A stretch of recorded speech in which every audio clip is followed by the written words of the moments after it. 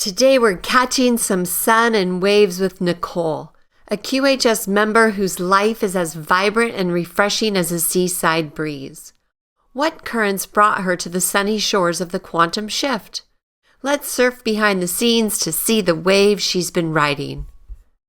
Hi, my name's Nicole, and a friend of mine introduced me to QHS, and she was describing the organization, and she used the phrase frequency is everything.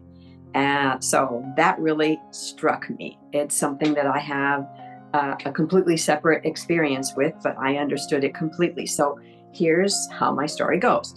I was born to a Latvian father and a mother of Scottish descent. So according to the ancestry records, I'm half Ashkenazi and half Northern European. And I've been exploring mitochondrial health lately, so that comes into play. And my father emigrated to the US, met my mom, and ultimately became a career diplomat. So I was raised around the world. I started school in Bolivia, and then we moved to Brazil, then Thailand, then Germany, then Sweden. And then I was in college in the US when my dad and mom were in Turkey. So I got to see a lot of the world during my school years. Then I'm back in the US. I graduated with a fine arts degree in interior design, nothing yet to do with health. And I met a man a year into my profession who was a yacht captain. And I like to say I don't do the splits. So he's sailing off the seven seas, and I'm here going, oh, gee. And one day he said, well, why don't you come with me? And I'm like, well, I'd have to leave my career. And ultimately, I don't do the split. So I couldn't keep one foot on the dock and one foot on the ship with him. And so I sailed off the seven seas with him. And we spent a year in Tahiti. We crossed the Indian Ocean. We sailed up the Red Sea. We covered a lot of territory. And I did all of that with a lurking motion sickness all the time. So that's testimony that I really did love him. I really do love him, even though he's now passed on. And so that's the start. But then we sailed the seven seas for about 8 years before we ultimately got married. And right when we got married, we were back in the US and went for some checkups before our next journey overseas, by yacht. And I had a routine checkup, and the information was not cheerful. I had a pap smear that was a class 5, which, of course, was alarming. And I went through a series of tests, and then things were okay, and then retests, and then things were not okay. And ultimately, about 6 months out, I had a surgery to remove a polyp. And the oncologist, the week later, with the biopsy, told me that the margins were not clear, and the next thing was for me to do a radical hysterectomy. I was 28 years old.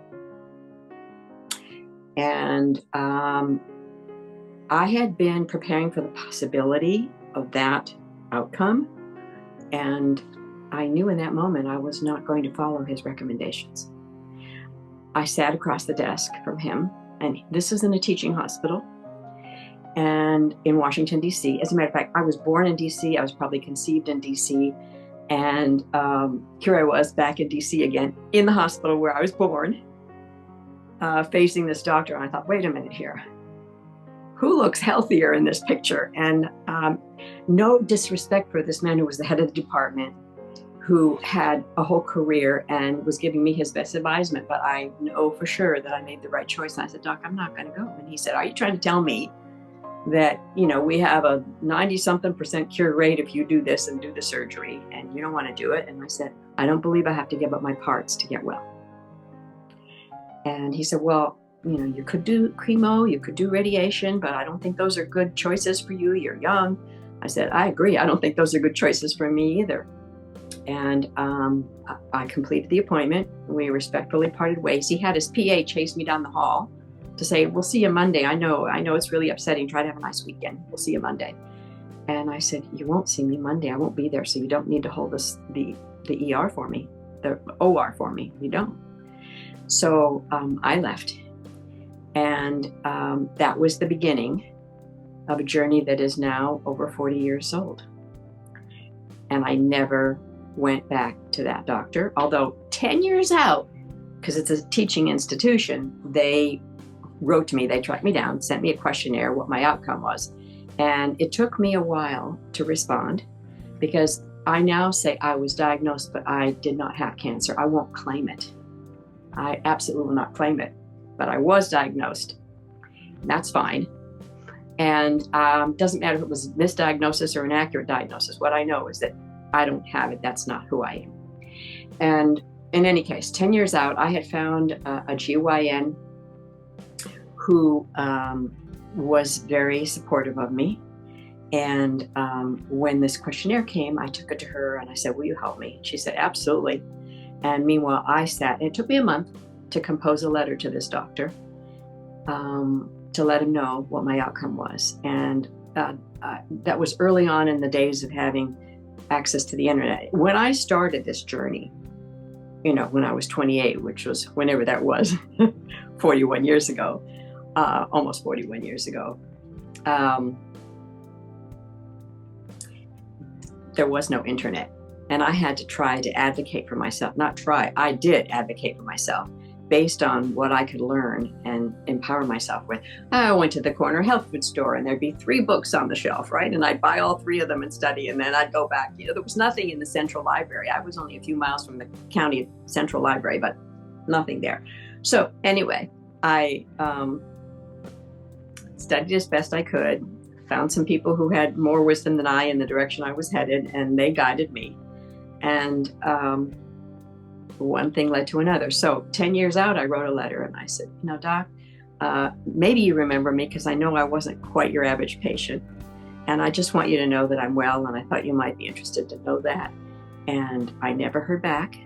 I also the letter never came back. So I don't know what happened to that letter, but ultimately I wrote it for me, and I kept a copy of it. And once in a while I pull it out and reread it. But going back on the energetic side of the story, having been born into DC and feeling like, I have some ideas about that being an amazing place of complex contrasts.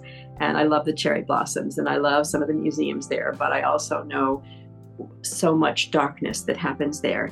And I think about my life purpose being born there and having a sense of a past life in which I was probably involved in the medical sciences and perhaps made some mistakes.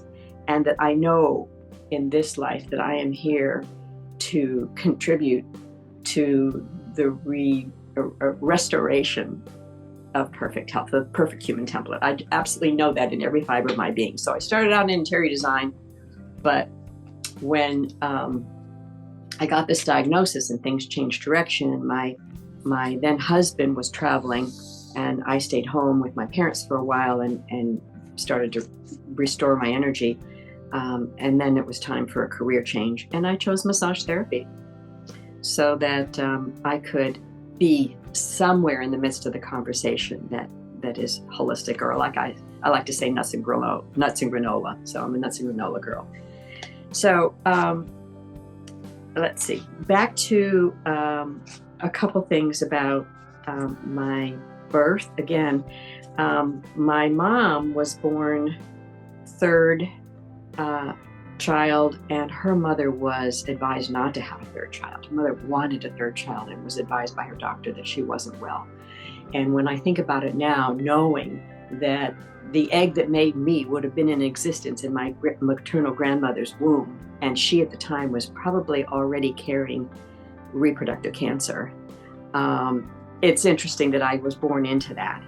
And then my mom, she birthed me. She was 33, which was all late in those days to birth me. And she had been sickly. At 3 days old, she had had surgery. So I inherited an interesting chain reaction, you might say. And that's where I think about mitochondria, and I think about the energetic inheritance. And for me, the buck stops here. That chain of struggle in health that stops here, period. Also, my mother conceived several. So I have several siblings who never made it, and I was firstborn. And my mom had to use DES to carry me full term, or was prescribed DES. So I'm a DES baby. So I had that in my history in terms of then the challenges that showed up with a classified pap smear. So I've puzzled over these things and understood that they all play a role in how I got here today. So now, 10 years out after walking away from that oncologist, I had at that point gained a momentum around my own healing journey. And I had befriended a woman who was doing an earlier version with of bioscans with a piece of equipment called an Intero. And I had one day discovered that I had a polyp recurring. Yikes. So I called up my GYN practitioner, and immediately that same day she got me in, and I said, I'm nervous, of course, and of course with my history. And when she saw what was going on, she said, looks very benign. However, I'm going to refer you to a GYN oncologist. It's got a lot of blood supply to it. And when she saw it, she said, I don't want to take it out right now. I don't want to snip it out. It's got too much blood supply. We're going to cross our T's and dot our I's. You're going to go to the GYN oncologist. So I'm still in the treatment room, and she's making the phone call to make the referral. And the doc's on vacation. So I've got a 2-week wait. And I'm looking at her going, are you sure this is okay? She said, I really am confident this is not an emergency situation. You're going to be okay. You're going to go see this doc. This is the best doc. So I have my referral and I leave her, and I'm still kind of not so calm. And I call my friend up who had the Intero machine, and she was mobile, and she came to my home at the end of her workday, and she did a treatment for me. So here's the fantastic punchline. She made me a custom frequency imprinted botanical tincture. And I took a dose before I went to bed, and I went to sleep.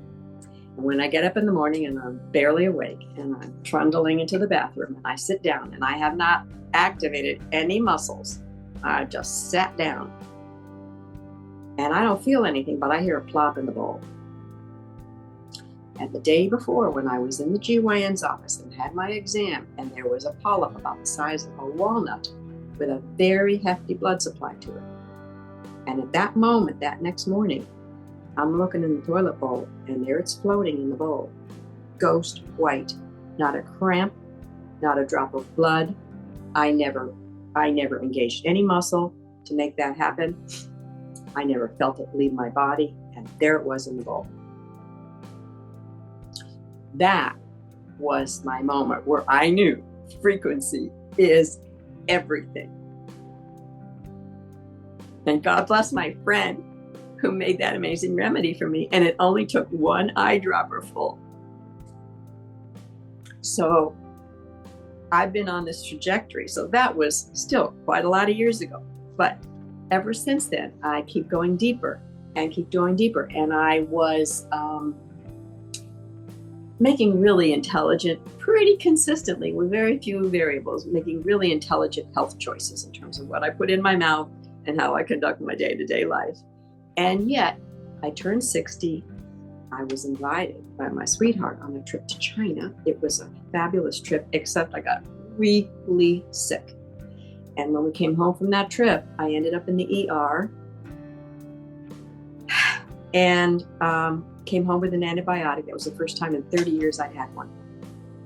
And I'm not sorry I took it at that moment in time, but really bad case of bronchitis, and I couldn't ever quite recover. So that was 8.5 years ago, and I've been recovering ever since. Everything I do. Well, what I learned was that there were a number of things that had been lurking that I had never uncovered, deeper in the roots of my health, and then some things laid on top. So in the last 4 years, I found someone who's a naturopathic practitioner, and she's been my guide. And now I'm on my way to the best health of my life. I know it. And it's still one day at a time. So in my career, I chose massage therapy, which I'm now 34 years in. And in the beginning, it was, if I can help people de-stress, I know I'm doing a huge service. And I knew that I wanted to be in a health supportive career.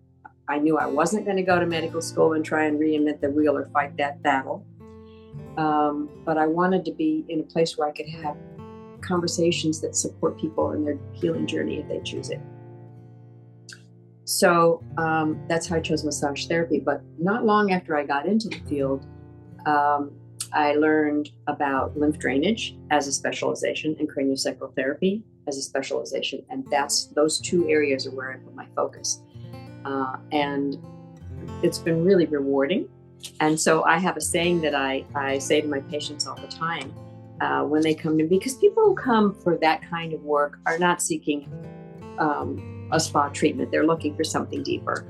And so we often have what is my heart's desire is to have a deeper conversation about, what's possible and help people brainstorm if they haven't started that journey or haven't gone very far down that journey.